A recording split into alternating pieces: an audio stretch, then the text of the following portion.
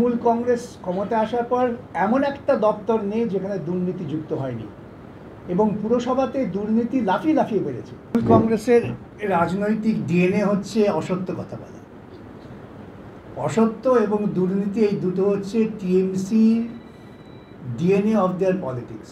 এই তৎপরতা তার কারণ যে একসঙ্গে 10 জন মারা গিয়েছেন গার্ডলিচ এলাকায়, যেখানে নাকি তৃণমূল কংগ্রেসের একচ্ছত্র আধিপত্য সেই এলাকায় ঘটে গেছে। সামনে নির্বাচন, লোককে দেখাতে হবে, আপনি লিখে নিন নির্বাচন হয়ে গেলে পরে এই তৎপরতা উঠে যাবে, আবার ইলিগাল কনস্ট্রাকশন হবে, আবার 6 মাস বা 8 মাস পরে দেখবেন আরেকটা বাড়ি ভেঙে পড়েছে। এই তৎপরতা সবই হচ্ছে আপাত দৃষ্টিতে মানুষকে ভুল বোঝাবার প্রবণতা থেকে। কংগ্রেসের রাজনৈতিক ডিএনএ হচ্ছে অসত্য কথা বলা। অসত্য এবং দুর্নীতি এই দুটো হচ্ছে TMC DNA of their politics. এই যে কথাগুলো বলেছে আপনারা পুরসভায় গিয়ে তথ্য ঘেটে দেখবেন সব কটা ভুল। বাম আমলে অডিট হতো শুধু তা নয়, বকেয়া অডিট বাম আমলে সম্পন্ন করা হয়েছিল।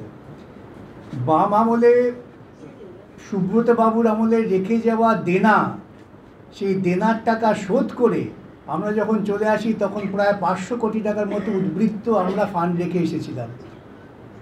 এবং ফিরাদবাবু নিজেই স্বীকার করেছেন যে বাম আমলে অনুমতি পেতে গেলে চটি শুকিয়ে যেত। ঠিক কথাই তো, আমরা তো বেআইনি অনুমোদন দিতাম না, সেই জন্য এই চটি কেন, জুতোও শুকিয়ে যাবে, অনুমোদন পাবে না। উনি বলেছেন ওরা এসে সহজ করেছেন। কি সহজ করেছেন? কনস্ট্রাকশন করে যাও, কাউন্সিলরকে টাকা দিয়ে যাও, যদি ভাঙে ভাঙলো, না ভাঙলে থেকে গেল। এইটা হচ্ছে ওদের নিজস্ব ফর্মুলা, যে ফর্মুলায় আজকে বিপদে পড়ে গেছেন। নির্বাচনের আগে তাড়াহুড়ো করে টাকা কালেকশন করার জন্য তুলতে গিয়েছিল, বাড়ি ভেঙে পড়েছে, এতজন মারা গিয়েছিল। আমার একটা প্রশ্ন, যে এই ক্ষতিপূরণের টাকা যা সরকার দেবেন বলছেন, কেন সরকারি কোষাগার থেকে যাবে? কেন এই টাকা এই বিল্ডারের কাছ থেকে আদায় করা হবে না? যদি government true to its own oath হয় যে আমি কনস্টিটিউশন মেনে চলবো, কনস্টিটিউশনকে রক্ষা করব, তাহলে এই সমস্ত ক্ষতিপূরণের টাকা ওই বিল্ডারের কাছ থেকে আদায় করা হোক, এটা আমাদের দাবি। না, আমি অধীরবাবুর কী দাবি করেছেন সে দাবির যৌক্তিকতা নিয়ে তো আমি কথা বলবো না। আমি বলতে পারি এই যে বাড়ি ভেঙে পড়ে এতজন মানুষ গিয়েছেন, এর জন্য সম্পূর্ণভাবে দায়ী হচ্ছে দুর্নীতিমূলক প্রশাসন। তৃণমূল কংগ্রেস ক্ষমতায় আসার পর এমন একটা দপ্তর নেই যেখানে দুর্নীতি যুক্ত হয়নি এবং পুরসভাতে দুর্নীতি লাফিয়ে লাফিয়ে বেড়েছে। সমস্ত জলাশয় বুঝিয়ে সেখানে নির্মাণ হয়েছে এবং নির্মাণ হয়েছে অঞ্চলের কাউন্সিলরদের জ্ঞাতসারে। হাইকোর্টে যাবেন আপনারা দেখবেন রোজ এই কলকাতা হাওড়া বেআইনি নির্মাণ ভাঙাবার জন্য কত মানুষকে মামলা করতে হচ্ছে।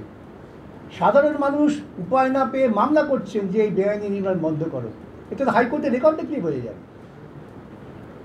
বেআইনি নির্মাণ হচ্ছে, তার বিরুদ্ধে মানুষ যে লড়ছেন। বন্ধের জন্যে নৈতিক দায় নিয়ে পুরমন্ত্রীর পদত্যাগ করা উচিত। কেন পুরমন্ত্রী এবং মেয়র একই লোক। এটাও পশ্চিমবঙ্গে দুর্নীতির আরেকটা অধ্যায় পার্লামেন্টারি ডেমোক্রেটিক ফর্মে, যে একই মানুষ দুই সরকারের প্রধান। রাজ্য সরকারের তিনি পুরমন্ত্রী, আর পুরসভা হচ্ছে একটা তৃতীয় স্তরের সরকার, third tier of government, constitution বলছে, তারও প্রধান তিনি। এই সব অনৈতিক কাজের যোগফল হচ্ছে পশ্চিমবঙ্গ তথা ভারতবর্ষের মানুষ ক্রমশ স্বৈরতান্ত্রিক শাসনের ছায়ায় চলে আসছেন বা তাদের ঠেলে ফেলা হচ্ছে। এর বিরুদ্ধে সকলকে জনমত করতে হবে। এই কথাটা সাধারণ মানুষের বুঝবে না। জল তো আমার বাড়ির জন্য কোনো আলাদা লাইন আসে না, এবং জল নিয়ে আমরা তো একটা নতুন জল প্রকল্প তৈরি করেছিলাম, যেটার নাম ছিল জ্যোতি বসু জল প্রকল্প। সেটা ওরা এসে জয় হিন্দ করে দিলেন। আমার সময় জল, তৃণমূল আমলের যে জল ছিল তার থেকে আমি অনেক ক্ষমতা বাড়িয়েছিলাম গার্ডলিচে। এটা নিয়ে আমি কৃতিত্ব দাবি করি না। কেন?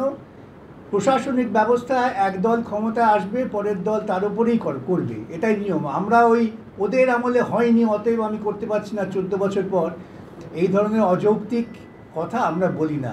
এই কথাগুলো হচ্ছে একেবারেই রাজনীতি বিরোধী এবং সংবিধান বিরোধী আলোচনা। ক্ষমতায় এসছি আমি বামফ্রন্ট আসার পর, তাহলে বামফ্রন্ট যা ছিল সেই ভিত্তির ওপর তুমি তো এগোচ্ছ। এখন যখন তুমি ব্যর্থ হচ্ছ তখন বলছো বামফ্রন্ট। কেন? 14 বছর আগে বামফ্রন্ট চলে গেছে। গার্ডনিচের বাড়িটা কবে শুরু হয়েছে? গার্ডনিচের বাড়ি তো শুরু হয়েছে গত 2 বছর ধরে। এবং আজকে উনি কাউন্সিলরকে আড়াল করছেন। আমি তো বলছি যদি একটা ইনভেস্টিগেশন হয় তাহলে দেখা যাবে যে কাউন্সিলর ওখান থেকে প্রতি মাসে টাকা তুলতেন, এই প্রতি মাসে টাকা তুলে তাকে বাড়ি করতে দিয়েছেন। তারপরে সেগুলো ঠিক ধরে ফেলেছি।